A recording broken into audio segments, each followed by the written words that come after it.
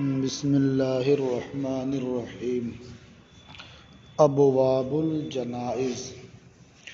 جنائز یہ جنازہ کی جمع ہے۔ جنازہ اور جنازہ جیم پر زبر اور زیر یہ دونوں طرح سے پڑھا جاتا ہے اور بولا جاتا ہے۔ کبھی دونوں میں فرق کیا جاتا ہے اور یہ کہا جاتا ہے کہ جنازہ کہتے ہیں میت کو اور جنازہ اس تخت کو کہتے ہیں جس پر میت کو رکھ دیا جاتا ہے۔ تو کبھی کبھی جنازہ اور جنازہ میں فرق ہوتا ہے اور کبھی دونوں ایک ہی معنی میں استعمال کیا جاتا ہے، اور کبھی یہ کہا جاتا ہے کہ جنازہ کہتے ہیں اس تخت کو جس پر میت کو رکھا جاتا ہے، اور جنازہ کہتے ہیں میت کو۔ تو بہرحال جنازہ ہو یا جنازہ ہو جمع اس کی ہے جنائز۔ باب المرأۃ تغسل زوجہا۔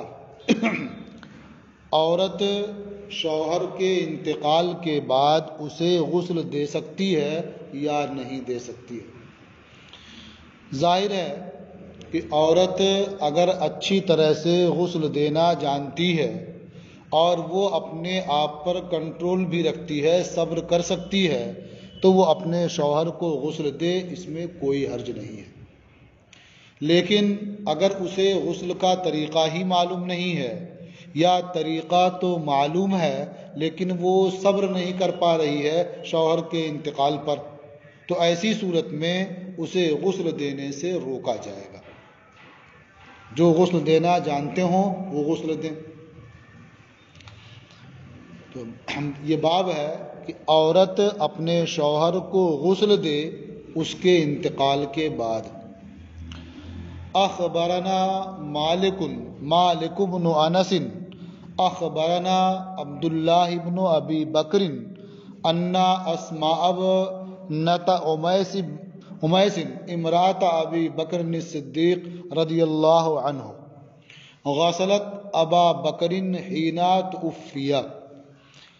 ہمیں خبر دی مالک ابن انس نے، ہمیں خبر دی عبداللہ ابن ابو بکر نے کہ ابو بکر صدیق رضی اللہ تعالی عنہ کی بیوی اسماء بنت امیس نے ابو بکر رضی اللہ تعالی عنہ کو غسل دیا، حین توفی، جس وقت ان کی وفات ہوئی۔ یعنی حضرت ابو بکر صدیق رضی اللہ تعالی عنہ کی وفات کے بعد ان کی بیوی حضرت اسماء بنت امیس نے انہیں غسل دیا۔ فخرجت فسألت من حضرها من المہاجرین، تو وہ غسل دے کر کے باہر نکلی، یعنی جہاں غسل دے رہی تھی وہاں جب غسل دے کر کے فارغ ہوئیں تو وہ باہر آئیں اور موجود مہاجرین سے انہوں نے دریافت کیا، مسئلہ پوچھا۔ فقالت، تو کہا، انی صائمۃ وان ھذا یوم شدید البرد، میں روزے سے ہوں اور یہ دن سخت ٹھنڈی والا دن ہے، یعنی آج سخت ٹھنڈک بھی ہے اور میں روزے سے بھی ہوں، تو میں نے اپنے شوہر کو غسل دیا ہے۔ فہل علی من غسل، تو کیا شوہر کو غسل دینے کی وجہ سے مجھ پر غسل واجب ہے؟ قالوا لا، تو جو وہاں مہاجرین صحابہ موجود تھے انہوں نے فرمایا کہ نہیں۔ تو اب اس سے کئی باتیں معلوم ہو گئیں۔ ایک تو یہی بات معلوم ہوئی کہ بیوی اپنے شوہر کو غسل دے سکتی ہے انتقال کے بعد، انہوں نے غسل دیا، کسی نے منع نہیں کیا۔ دوسری بات یہ بھی معلوم ہوئی کہ کسی مرنے والے کو غسل دینے کی وجہ سے غسل دینے والے پر غسل واجب نہیں ہوتا ہے۔ قال محمد وبہذا ناخذ، امام محمد رحمۃ اللہ علیہ نے فرمایا کہ اور اسے ہم اختیار کرتے ہیں۔ لا بأس ان تغسل المرأة زوجها اذا توفی، کوئی حرج نہیں ہے کہ اب بیوی اپنے شوہر کو غسل دے اس کے وفات کے بعد، جب شوہر وفات پا جائے تو بیوی اسے غسل دے، اس میں کوئی حرج نہیں، لیکن وہی بات ملحوظ رکھنی پڑے گی، اسے غسل دینا آتا بھی ہو اور وہ صبر بھی کر سکے۔ ولا غسل علی من غسل المیت، اور اس شخص پر غسل نہیں ہے جو میت کو غسل دے، یعنی غسل دینے کی وجہ سے اس پر غسل واجب نہیں ہوتا ہے۔ ولا وضوء، اور وضو بھی واجب نہیں ہوتا ہے، یعنی اگر باوضو تھا پہلے سے اب غسل دے دیا تو ایسا نہیں کہ اب بے وضو مانا جائے گا، دوبارہ وضو کرنا پڑے گا۔ الا ان یصیبہ شیء من ذلک الماء فیغسلہ، مگر یہ کہ اس کے جسم پر اس پانی سے کچھ پڑ جائے تو اسے دھو لے، یعنی یہ دھلنا بھی احتیاطاً ہے کیونکہ وہ پانی مائع مستعمل ہے، اب جہاں لگ گیا تو حکم یہ ہے کہ اسے دھو لے، لیکن وہ پانی لگنے کی وجہ سے نہ تو اس پر وضو کرنا ضروری ہوگا اور نہ ہی غسل کرنا ضروری ہوگا۔ یہ باب ختم ہوا، تو یہ میت کو نہلانے سے متعلق تھا۔ یہ باب ہے میت کے کفن سے متعلق، یعنی باب ما یکفن بہ المیت، میت کو کس کے ذریعہ یا کس چیز کا کفن دیا جائے یا کتنا کفن دیا جائے، اس کا بیان اس باب میں ہے۔ تو آپ جانتے ہوں گے کہ کفن کی 3 صورتیں ہوتی ہیں، ایک ہے کفن ضرورت، ایک ہے کفن کفایت، اور ایک ہے سنت۔ ضرورت میں کیا ہے کہ اب جتنا میسر آ جائے کسی طرح سے وہی دیا جائے گا، اس کے علاوہ کچھ ملے گا ہی نہیں، تو یہ تو نہیں کہا جائے گا کہیں سے لاؤ ہی جائے جیسے، تو ضرورت جیسی ہوگی وہ تو اس کے لحاظ سے حکم ہوگا۔ کفن کفایہ، اتنا تو ہونا چاہیے کہ ستر پوشی ہو جائے اور کم سے کم 2 کپڑے ہوں، یہ کفایت ہے۔ کفن سنت، مرد کے لیے 3 کپڑے ہیں، جسے تعبیر کرتے ہیں کہ ایک قمیص ہو، ایک ازار ہو اور ایک لفافہ ہو جس میں کیا لپیٹ دیتے ہیں اوپر سے، یہ کفن سنت ہے۔ عورت کے لیے 5 کپڑے ہیں، 3 تو یہی ہو گئے، 2 کپڑا بڑھ جاتا ہے، ایک ان کی اوڑھنی ہوتی ہے اور ایک سینہ بند ہوتا ہے، تو 5 کپڑے ان کے لیے ہیں۔ تو عورت کے لیے 5 کپڑے یہ کفن سنت ہیں، اور مرد کے لیے 3 کپڑے، 2 سے کم نہ ہونا یہ بہتر ہے، گویا 2 ایک کفایت کے لیے ہوا۔ اور اگر کسی کے پاس ایک ہی ہے، ملتا ہی نہیں زیادہ اس سے، بھئی ضرورت ہے ستر پوشی کرنی ہے تو اتنا ہی کافی ہے، سمجھ رہے ہیں نا؟ دیکھیے، اخبرنا مالک اخبرنا ابن شہاب عن حمید بن عبد الرحمن عن عبد اللہ بن عمرو بن العاص، ہمیں خبر دی مالک نے، ہمیں خبر دی ابن شہاب نے، وہ حمید ابن عبد الرحمن سے روایت کرتے ہیں، وہ عبداللہ ابن عمرو ابن عاص سے، انہو قال، انہوں نے فرمایا، المیت یقمس و یعذر و یلف بالثوب الثالث، میت کو قمیص دی جائے، یعنی قمیص پہنائی جائے اور ازار پہنایا جائے اور تیسرے کپڑے سے اسے لپیٹ دیا جائے، وہ کیا لفافہ۔ فَإِن لَمْ يَكُنْ إِلَّا ثَوْبٌ وَاحِدٌ كُفِّنَا فِيهِ، تو اگر نہ ہو مگر ایک ہی کپڑا، 3 تو بیان کر دیا کہ 3 ہونا چاہیے، لیکن اگر ایک ہی کپڑا صرف ہو، کفنا فیہ، تو اسی ایک میں کفن دے دیا جائے۔ صحابہ کرام کے بارے میں ایسی مثالیں موجود ہیں، جب تنگ دستی تھی، غربت تھی، کفن کے لیے بھی کپڑے میسر نہیں آتے تھے، تو بعض اصحاب کو اس حال میں دفن کیا گیا، ایک چھوٹا سا کمبل انہیں ملا اور اتنا چھوٹا تھا کہ اگر چہرہ ڈھکتے تو پاؤں کھل جاتا، پاؤں ڈھکتے چہرہ کھل جاتا۔ حضور نے حکم دیا کہ چہرہ ڈھک دیا جائے اور پاؤں ڈھکنے کے لیے گھاس لا کر کے ڈال دی جائے، تو گھاس سے پاؤں ڈھک دیا گیا، یہ صورت بھی رہی ہے۔ قال محمد و بہذا ناخذ، امام محمد رحمۃ اللہ علیہ نے فرمایا کہ ہم اسے اختیار کرتے ہیں، الازارو یجعل لفافتن، ازار کو لفافہ بنا دیا جائے، مثل الثوب الآخر، دوسرے کپڑے کی طرح سے. مطلب کیا ایسا نہ ہو کہ جیسے ازار باندھتے ہیں تو وہیں سے وہیں تک رکھا جائے، بلکہ اسے بھی کیا ہے گلے سے کر دیا جائے لمبا.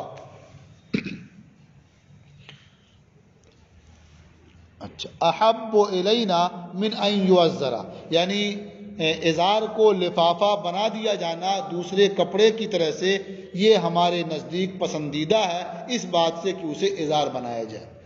جسے ازار دیا پہنا جاتا ہے نا، یہاں سے لے کر کے پاؤں تک ہو، یہ بہتر نہیں ہے. ہو تو چلے گا کوئی بات نہیں، کفن تو ہو ہی جائے گا، لیکن ہمارے نزدیک بہتر کیا ہے، اسے لفافے کی طرح سے لمبا بنا دیا جائے. ولا يعجبنا ان ينقص المیت فی کفنہ من الثوبین، اور ہمیں یہ پسند نہیں ہے کہ میت کے کفن میں دو کپڑوں سے کمی کی جائے. الا من ضرورت، مگر ضرورت کی وجہ سے. ضرورت ہے تو کم بھی ہو سکتا ہے، تو کم سے کم دو ہونا چاہیے. اور سنت کیا ہے؟ تین. تینوں کا بیان ہو گیا نا.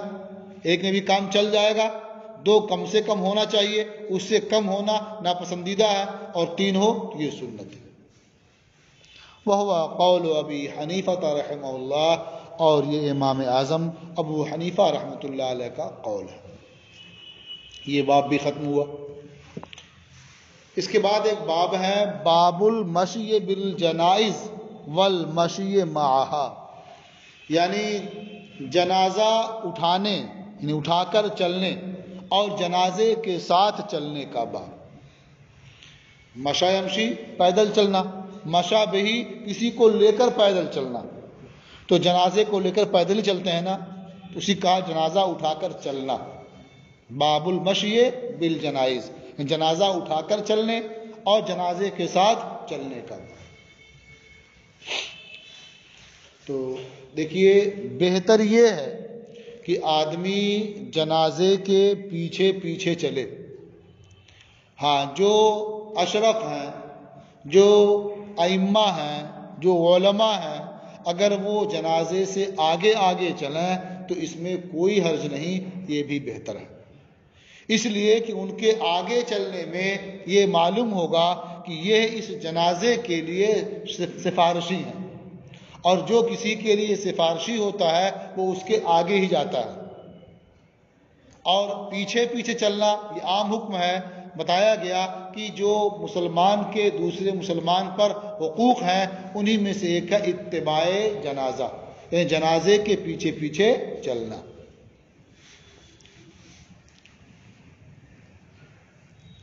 اخبرنا مالک اخبرنا نافع ان ابا ہریرہ قال، ہمیں خبر دی مالک نے، ہمیں خبر دی نافع نے کہ حضرت ابو ہریرہ نے فرمایا اسرعوا بجنائزکم فانما هو خیر تقدمونہ او شر تلقونہ عن رقابکم.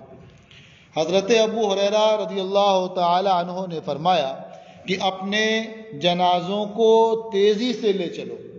اسرعوا بجنائزکم، یا معنی یہ ہے کہ اپنے جنازوں کے سلسلے میں تیزی کرو، یعنی ان کی تجہیز و تکفین میں جلدی کرو تاکہ لے جانے میں جلدی ہو، یا یہ کہ لے جانے میں جلدی کرو. اسرعوا بجنائزکم، یعنی اپنے جنازے کو تیزی سے لے چلو. یہ معنی دوسرے والے جملے کے زیادہ مناسب ہے جو بعد میں آ رہا ہے. وہ کیا ہے؟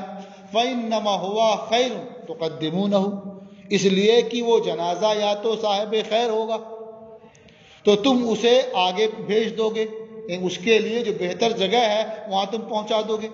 او شرٌ، یا وہ بد ہوگا، شر ہوگا، وہ برا ہوگا تو تم اسے اپنی گردن سے ڈال دو گے. اب گردن پہ اٹھائے لے کے چل رہے ہو آہستہ آہستہ، اور وہ برا ہے، اس کا مطلب کیا ہوا کہ ایک برے کو دیر تک اٹھائے رہے اپنے اوپر. جلدی کرنے میں فائدہ کیا ہوگا کہ جلدی سے اسے اتارا اپنے کندھے سے. اور اگر وہ نیک ہے تو لے کے چلتے رہے، حالانکہ اس کے لیے تمہارے کندھے سے بہتر جگہ موجود ہے جہاں اس کو ہونا چاہیے. تو گویا جلدی کرنے میں یا تو اس کا فائدہ ہے یا تمہارا فائدہ ہے، اس لیے تم جلدی کرو. سمجھا نا؟ وہ نیک ہے، اس کا فائدہ ہے، کہ اس کے لیے بہتر جگہ قبر ہے وہاں پہنچا دیا، وہاں نعمتیں اس کا انتظار کر رہی ہیں، اور یا تو برا ہے تمہارا فائدہ ہے جلدی سے اپنی گردن خالی کرو، تو اس لیے جلدی کرو۔ تو اس لیے میں نے کہا کہ یہ آخری والا معنی کہ چلنے میں جلدی کرو یہ اس جملے کے مناسب ہے۔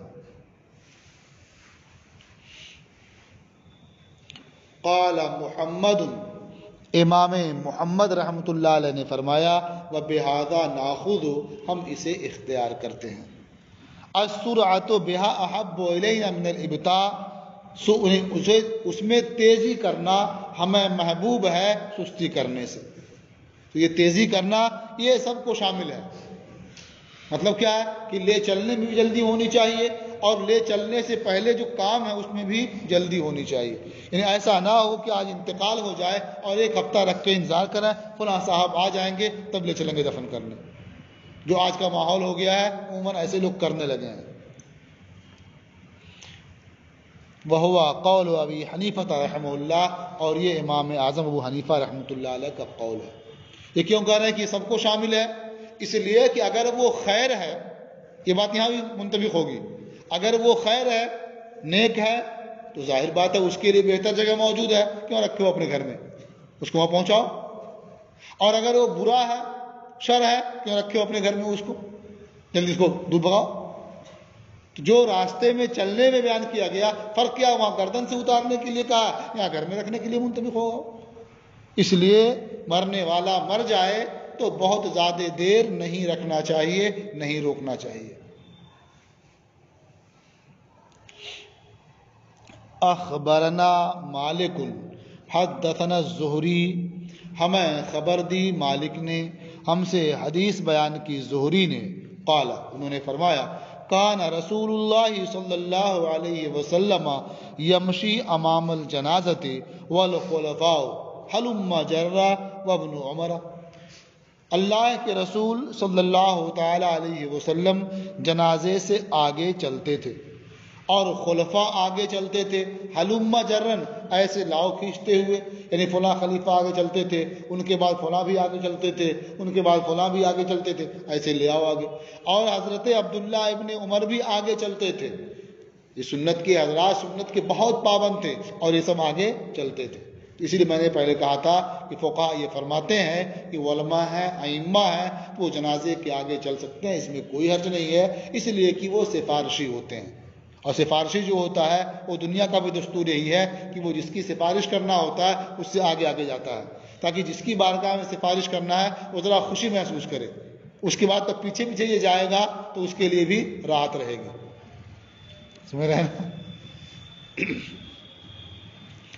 اخبرنا مالک حدثنا محمد بن المنکدر، ہمیں خبر دی مالک نے، ہم سے حدیث بیان کی محمد ابن منکدر نے، ان ربیعہ بن عبداللہ ابن حدیر، وہ روایت کرتے ہیں ربیعہ ابن عبداللہ ابن حدیر سے، انہو رعا عمر بن الخطاب، انہوں نے حضرت عمر ابن خطاب کو دیکھا، یقدم الناس امام جنازت زینب بنت جہش، کہ وہ زینب بنت جہش کے جنازے کے آگے لوگوں کو کر رہے ہیں، خود تو آگے رہتے ہی تھے، لوگوں کو جنازے سے آگے کر رہے ہیں۔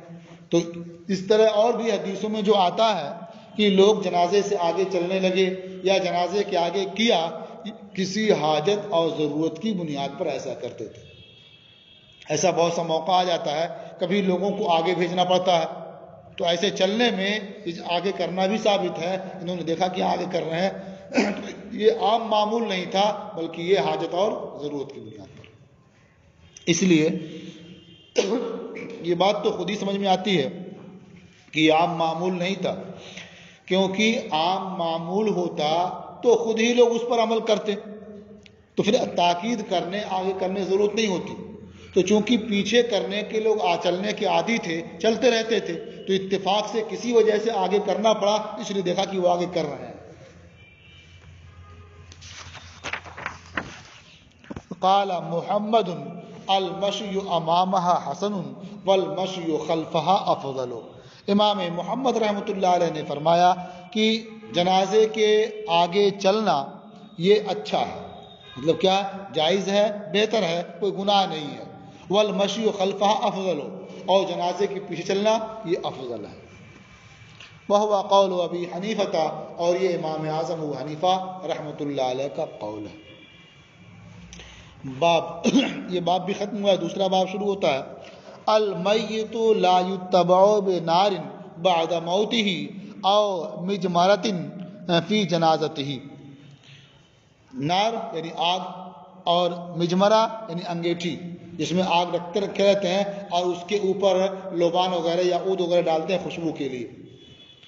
تو مرنے والے کے مرنے کے بعد اس کے ساتھ جنازے میں آگ نہ لے جائی جائے اور انگیٹھی نہ لے جائی جائے، مطلب ویسے ہی کوئی آگ نہ لے جائی جائے اور انگیٹھی میں رکھ کر کے بھی آگ نہ لے جائی جائے، یعنی اس پر عود سلگانے کے لیے یا لوبان سلگانے کے لیے بھی آگ نہ لے جائی جائے، اس لیے کہ جنازے کے ساتھ آگ لے جانا یہ نیک فعلی نہیں ہے۔ اسے لگتا ہے کہ ابھی مرنے کے بعد ہی اس کے ساتھ آگ لے کر کے جا رہے ہیں، تو اب لگتا ہے دفن کرنے کے بعد بھی کہیں آگ ہی نہ رہے، سمجھ رہے ہیں نا؟ تو اس لیے آگ ساتھ میں نہیں ہونی چاہیے۔ اس لیے فقہا فرماتے ہیں کہ جو اینٹ لگائی جاتی ہے وہ کچی اینٹ ہونی چاہیے، آگ سے پکی ہوئی اینٹ نہیں ہونی چاہیے۔ جو طاق نما قبر ہوتی ہے، اینٹ لگاتے ہیں بند کرنے کے لیے نا، تو پکی اینٹ نہیں ہونی چاہیے، کچی اینٹ ہونی چاہیے، وہ نیک فعلی ہے، سمجھ رہے ہیں نا؟ اخبرنا مالک اخبرنا سعید بن ابی سعید المقبری، ہمیں خبر دی مالک نے، ہمیں خبر دی سعید ابن ابو سعید مقبری نے، ان ابا ہریرہ نہا